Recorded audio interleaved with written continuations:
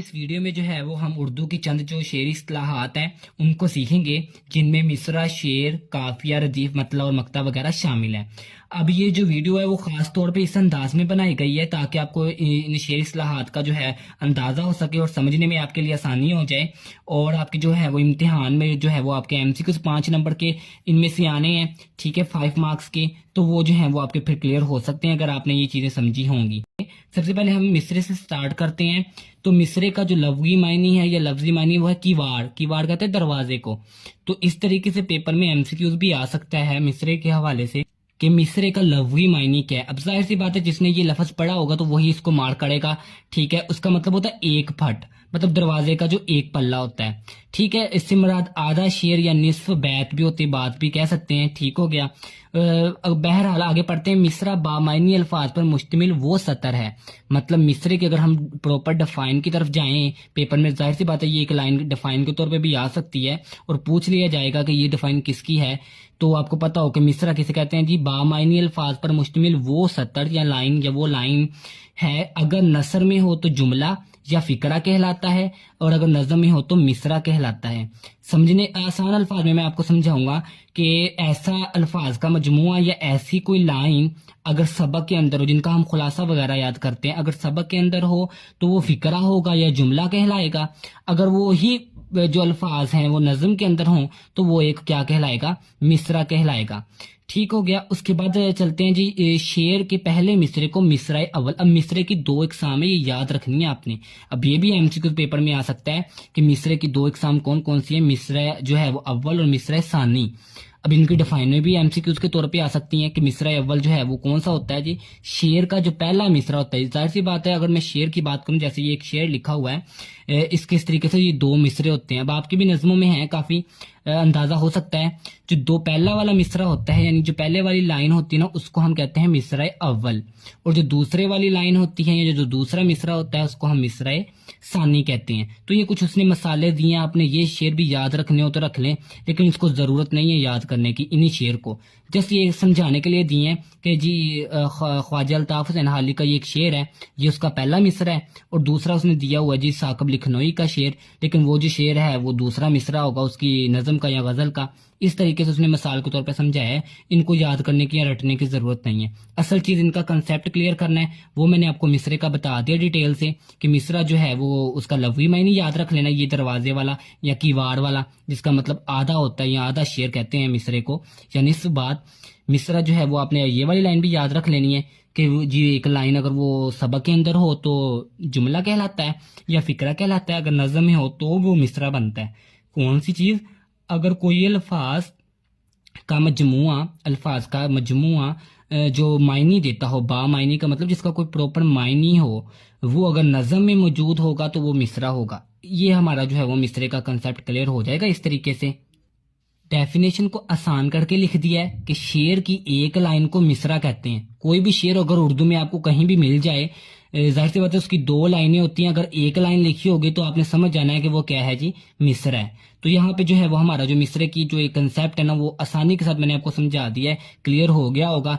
ये जो एमसीक्यूज है वो भी मैंने आपको बता दिए किस तरीके से आ सकते हैं। नेक्स्ट हम चलेंगे शेर की तरफ। शेर क्या होता है, लफ्जी मायने, ये भी जाहिर सी बात है पेपर में आ सकता है कि वो कौन सी है जो जिसका लफ्जी मायने सीखने मौजू कहते हैं शायरी को, ठीक है जी। उसका लफ्जी मायने क्या है, शेर का शायरी है।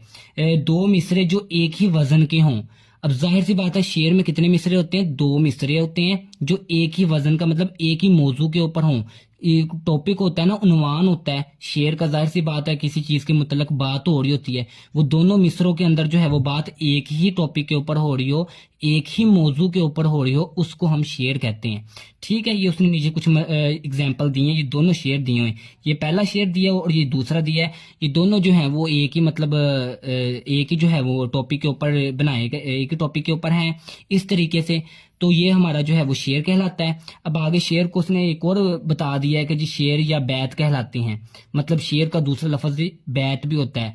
बैत कहते हैं जी जिसका मौजू एक हो। वही बात है जो पीछे भी हो चुकी है, एक ही वजन वाले एक ही मौजू वाले। ये उसने दो शेरों की मिसालें दी हैं, पहले भी मैंने आपको बता दिया, इसको याद करने की ज़रूरत नहीं है। आप अपनी भी किसी भी टेक्स्ट बुक की नज़म या कोई भी शेर अपने में से जो है वो याद रख लें। यानी ये याद रखने वाली चीज़ें हैं। एग्जाम्पल के तौर पे वो कोई सा भी शेर दे सकता है, लाजमी नहीं कि वो यही शेर दे। असल चीज़ है कंसेप्ट को क्लियर करना। पेपर में जो एमसीक्यूज आएगा उसमें शेर के लफ्जी मायने ज़्यादातर पूछे जाएंगे, ठीक है। और दूसरा ये चीज़ भी पूछी जा सकती है, शेर के हवाले से प्रॉपर डेफिनेशन लिख दी जाएगी इतनी, और ये क्या कहलाता है शेर या बैत। शेर का ऑप्शन में भी वो ना दे, बैत दे दे, तो ये चीज़ों आपको जो है वो दोनों पता होनी चाहिए कि जो शेर को बैत भी कहते हैं, ठीक है। मैंने इसका जो है वो आपको प्रॉपर अच्छी तरीके से समझा दिया कंसेप्ट कि जी असल में शेर किस चीज़ को कहते हैं, जो जिसमें दोनों मिसरे, एक ये मिसरा और एक ये मिसरा, ये दोनों मिसरे जो होते हैं ना वो एक ही टॉपिक के ऊपर हों, एक ही मौजू के ऊपर हों, या उनका एक ही अनुमान हो, उसको हम क्या कहते हैं जी, शेर कहते हैं। आसान अल्फाज में बात करें तो जी कोई भी मुकम्मल ख्याल बात जो होगी या दो मिसरे जो हैं वो मुकम्मल ख्याल के ऊपर होंगे तो वो हमारा बेसिकली शेर कहलाएगा। तो आज की वीडियो को यहीं पे एंड करते हैं। दोनों चीज़ें जो हैं मैंने आपको अच्छी तरीके से समझा दी हैं, सारे कंसेप्ट क्लियर कर दिए हैं। कोई भी एमसीक्यू इन दोनों के रिलेटेड आ जाए तो मेरा नहीं ख्याल कि अगर आपने ये जो है वो वीडियो देख ली होगी, ये समझ ली होगी, तो आपका कोई गलत हो जाए। आज की वीडियो को यहीं पे एंड करते हैं। फर्थर मोड जो रिमेनिंग रह गई हैं चीज़ें शेरी इस्लाहात के मतलब उनको भी 1 बाय 1 डिस्कस कर लेंगे। काफिया पढ़ते हैं। काफिया क्या होता है? हर शेर के आखिर में आने वाले हम आवाज अल्फाज को काफिया कहा जाता है। तो ये इस तरह एक लाइन पूरी जो है वो बोर्ड के पेपर में एज ए एमसीक्यूज के तौर पे आ सकती है और आगे पूछ लिया जाएगा कि इसको कहा जाता है, यानी किसको ये कहा जाता है कि हर शेर में आखिर आने वाले हम आवाज अल्फाज को क्या कहा जाता है, काफिया कहा जाता है। ये आपने एमसीक्यूज के पॉइंट ऑफ व्यू से इस तरीके से आपने इसको याद रख लेना है, इसकी डिफाइन को। आगे पढ़ते हैं, समझते हैं फर्थर। काफिया शेर के साथ साथ बदलता रहता है। मतलब एक शेर है ना, शेर के दो मिसरे होते हैं। जैसे ये एक शेर है, इसके भी दो मिसरे हैं, ये भी दूसरा शेर है, इसके भी दो मिसरे हैं। तो हर शेर में काफिया जो होगा वो बदलता रहेगा, यानी मुख्तलिफ मुख्तलिफ होगा। याद रहे रदीफ जो होता है ना उसका इस्तेमाल काफिये के बाद होता है। अभी रदीफ भी समझ लेते हैं कि रदीफ क्या होता है, फिर हम कुछ जो है वो मसालों से समझने की कोशिश करेंगे। अभी रदीफ को देख लेते हैं कि रदीफ का लफ्ज़ी मायने क्या है, घोड़े पर सवार के पीछे बैठने वाला आदमी। ये मसाल उसने इस वजह से दी है कि रदीफ जो होता है ना वो पीछे वाले लफ्ज पे सहारा करता है। मिसाल के तौर पे रदीफ जो है वो पीछे वाले लफ्ज से लिंक किया होता है। उसको हम जो इस मिसाल के साथ जो है वो हम कह सकते हैं कि जी रदीफ जो है वो ये चीज़ है। खैर बहरहाल आपने इसका ये जो है लफ्ज़ी मायने को तैयार कर लेना है, इसमें और कोई मतलब चीज समझाने वाली नहीं। मगर इस्तिलाही शेर में काफिये के बाद आने वाला लफज या ऐसे लफज जो जूं के तू बार बार दोहराए जाएं रदीफ कहलाते हैं। जैसा कि क्या है, मिर्जा गालिब के मज़कूरा बिला गर्ज में रदीफ मसाल है। अच्छा खैर इसको अब समझ लेते हैं दोबारा से मसालों के साथ, क्योंकि मसालों के साथ समझने की कोशिश करेंगे तो बासानी हमें ये काफिया और रदीफ जो है वो समझ आ जाएगा। तो काफिया की हमने अभी डिफाइन पढ़ ली। वो वाले लफ्ज जो हम आवाज हों उनको काफिया कहा जाता है। मिसाल के तौर पे ये एक पहला शेर है, ठीक है। ये हमारे पास जो है वो एक फर्स्ट शेर है। एग्जाम्पल के तौर पे आप कोई सी भी एग्जाम्पल से समझ सकते हैं, इसमें ये वाली नहीं है कि आपने ये एग्जाम्पल को याद करना है। एग्जाम्पल क्या है जी, दिले नादा तुझे हुआ क्या है, आखिर इस दर्द की दवा क्या है। अभी अभी हमने काफिया पढ़ा कि जो हम आवाज हों, जिनकी आवाज जो है वो एक जैसी हो, लाजम नहीं कि उनकी आवाज एक जैसी हो। हाँ, हम यूं भी कह सकते हैं कि रदीफ से पहले जो लफ्ज होगा वो काफिया होगा। बहरहाल आगे जाके इसको आपको क्लियरली समझ आ जाएगा। जैसे इस शेर में जो है हुआ और दवा, ये दोनों जो लफ्ज है ना आपस में मिलते जुलते हैं, इनकी आवाज जो है वो थोड़ी बहुत सेम है। इस तरीके से ये जो दो लफ्ज है ना, दिले नादा तुझे हुआ, ये जो हुआ और दवा, ये दोनों लफ्ज क्या हैं जी, काफिया हैं। बाकी ये जो क्या है दोनों सेम लफ्ज है ना, जूं के तू जो रहे। अब ये पूरी के पूरी एक गजल कह लें कि नज़म कह लें, गजल है ये मिर्जा गालिब की, तो ये इन सब के लास्ट पे क्या है, ठीक है। अब ये जो लफ्ज है ना क्या है, हर शेर के आखिर में बार बार आ रहा है और जूं का तू है, मतलब सेम है, चेंज नहीं हुआ। इसको हम क्या कहेंगे, क्या है को रदीफ कहेंगे। अगर मैं आपको आसान अल्फाज में समझाऊं तो जो लफ्ज जो है वो आखिर में आए वो रदीफ होता है। सिंपल अगर हम बात करें इनका फार्मूला याद रखने का कि जो लफ्ज हर बार आखिर में आए वो रदीफ होगा और जो उससे पहले आए वो काफिया होगा। ये है जी हमारे इन दो टर्म्स की पहचान। लास्ट दो टर्म्स रह गई हैं शेरी इस्लाहात की, जिसमें आज जो है वह हम मतला और मक्ता इसको डिस्कस करेंगे और हमारा ये वाला जो पोर्शन होगा ना एमसीक्यूज का 5 नंबर का वो कवर हो जाएगा। स्टार्ट करते हैं। मतला क्या होता है, इसके लफ्जी मायने आपने याद रख लें, पेपर में बड़ी मर्तबा रिपीट होते हैं। मतला के लफ्जी मायने क्या है तो ये याद रख लेना, तुलू होने की जगह। ठीक है, ये आपने एमसीक्यूज के हद तक प्रिपेयर कर लेना है। तुलू होने की जगह है, मगर शेरी इस्तिलाह में किसी कसीदे या गजल के पहले शेर को जिसके दोनों मिसरे हम काफिया या हम काफिया और रदीफ व मतला कहते हैं। सिंपल सी बात है कि गजल का पहला शेर जो होगा वो क्या होगा, मतला होगा। यही आसान अल्फाज हैं, इससे ज्यादा और आसान नहीं हो सकता कि गजल या नज़म का जो पहला शेर होता है वो क्या कहलाता है, मतला। ठीक है, बाकी लफ्जी मायने आपने तैयार कर लेने एमसीक्यूज के लिए और इसमें कोई चीज ऐसी समझाने वाली नहीं है। मगर अभी और पढ़ लेते हैं कि रदीफ की मौजूदगी जरूरी शर्त नहीं है। अब ये शर्त नहीं है, अगर रदीफ ना भी हो तो कोई मसला नहीं है, फिर भी अगर कोई नज़म या गजल का पहला शेर होगा तो वो क्या होगा जी, मतला होगा। मिर्जा गालिब की एक जुबान में गजल का कोई मतला दिया हुआ है, इब्ने मरियम हुआ करे कोई मेरे दुख की दवा करे कोई।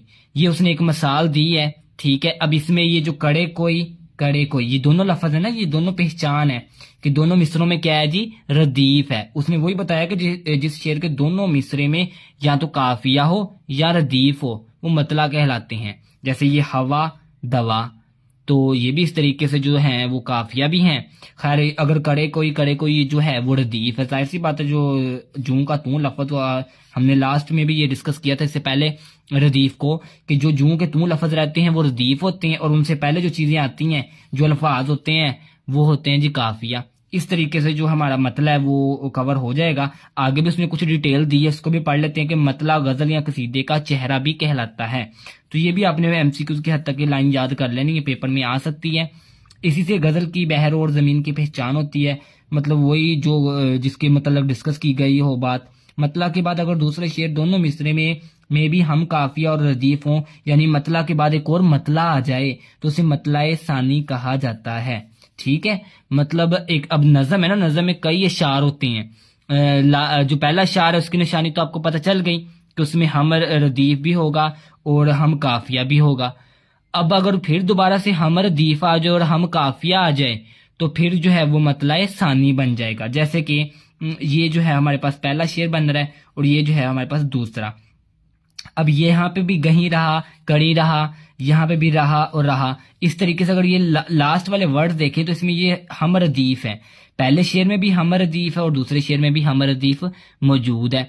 नशी, आसती, गई, कड़ी, मतलब काफिया भी मौजूद है और रदीफ भी मौजूद है। इस तरीके से अगर एक मतले के बाद एक और मतला वाला शेर आ जाए तो उसे मतलाए सानी बोला जाता है। ठीक है, आपने ये आप जरूर अंडरस्टैंड करना है कि एक शेर जो मतला वाला है, मतले की पहचान ऑलरेडी हमने पढ़ ली, उसके बाद अगर कोई फिर से शेर आ जाए तो वो मतलाए सानी कहलाता है। अगर फिर से कोई शेर आ जाए, तीसरा आ जाए तो उसे मतलाए सालस कहा जाता है। ये तीन आपने याद करनी है, इससे ज्यादा डिटेल करने की जरूरत नहीं है कि चौथा आ जाए, पांचवा आ जाए, उसे क्या कहा जाता है। तो बस तीन ही आपने करनी है। लास्ट टर्म है हमारी मक्ता। मक्ता लफ्जी मायने है कता होने की जगह, मतलब सिंपल लफ्जों में कह लो कि जी आखिरी शेर नज़म का, गजल का या किसी कसीदे का आखिरी शेर जो होगा वो मक्ता होगा। अब इसकी निशानी पता क्या है मक्ता की निशानी ये होती है कि आखिरी शेर जिसमें शायर अपना तखल्लुस कहते थे, कलमी नाम, मतलब अपना नाम कोई भी रखा होता है। अब जाहिर सी बात है, मैं अगर मिर्जा गालिब की बात करूं तो मिर्जा गालिब का तखल्लुस क्या है, गालिब उससे बोलते थे। ठीक है, उनसे गालिब कहा जाता था, गालिब के नाम से ज्यादा पुकारा जाता था। तो इस तरीके से अब मिसाल उसने दी है, मक्ता की निशानी क्या है कि वहां पे शायर अपना क्या इस्तेमाल करता है, तखल्लुस, मतलब नाम इस्तेमाल करता है। जब तवक्को ही उठ गई गालिब क्यों किसी का गिला करे कोई। अब ये मक्ता है, इसकी निशानी कैसे पता चली, क्योंकि इसमें शायर का नाम आ गया। जब शायर का तखल्लुस इस्तेमाल हो जाए या नाम इस्तेमाल हो जाए तो वो क्या बन जाता है, वो वाला शेर मक्ता होता है। यही मक्ता की निशानी है। ठीक है, तो बाकी आगे ये रीड कर लेते हैं इसको भी। ताहम अगर कोई शेर में शायर ने अपना तखल्लुस इस्तेमाल नहीं किया तो वो फकत गजल या कसीदे का आखिरी शेर कहलाएगा, मक्ता नहीं। अगर कोई भी शेर आखिरी शेर हो किसी भी नज़म का, अगर उसमें शायर ने अपना नाम इस्तेमाल नहीं किया तो बस वो शेर ही होगा और आखिरी शेर होगा, फिर वो मक्ता नहीं होगा। ये चीज़ याद रखनी है मक्ते की निशानी के लिए कि शायर का नाम होना यानी तखल्लुस होना ज़रूरी है। बैतुल गर्ज गज़ल के बेहतरीन शेर को बैतुल गर्ज करार दिया जाता है। इसका इन्हिसार कारी या सामे के ज़ोक़े सलीम पर होता है। तो ये जो है वो आपके सिलेबस का हिस्सा नहीं है। खैर यहाँ तक हमारी जो है वो शेरी इस्लाहात बनती है। मक्ता तक हमने जो सारी जो है वो एक्सप्लेन कर ली है, मैंने अच्छे तरीके से आपको समझा दिया है। फिर इंशाअल्लाह नेक्स्ट ग्रामर के पोर्शन की तरफ चलेंगे जहाँ से 5 मार्क्स के MCQs आने हैं। फिलहाल शेर इस्लाहात यहाँ तक ही थी जो हमने कंप्लीट कर ली। आज की वीडियो को यहीं पे एंड करते हैं। फर्थर मोर जो है वो आपको मिलती रहेंगी। अल्लाह हाफिज़।